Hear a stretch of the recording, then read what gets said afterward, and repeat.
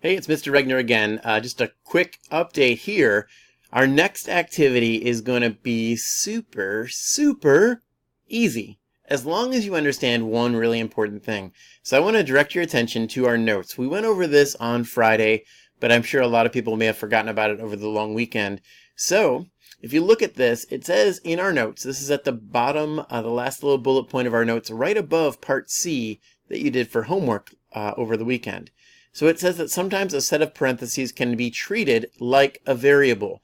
So in other words, if you look at our example, it says 3 times x plus 5 plus 4 times x plus 5. If we're smart enough to realize that what's in the parentheses is the same, and it is, x plus 5, we can think of that as a variable. If we think of it like a variable, now all we're doing is we're just adding up 3 plus 4, and that becomes a much easier problem than trying to figure out maybe using the distributive property all the way across there. All right, so in part D, we're going to get a chance to practice this right now here in class. And remember, look within the parentheses if they are the same, which, just a little tip, a lot of them are. If they are the same, then you're going to just be able to add or subtract and combine terms that way, which makes your life much simpler.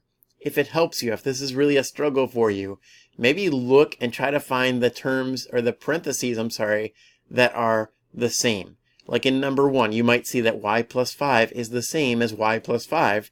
Maybe make like an x over top of it, or a y or a z, somehow, some way indicate that that would be the same as the other parentheses, and then combine them just like we have been doing.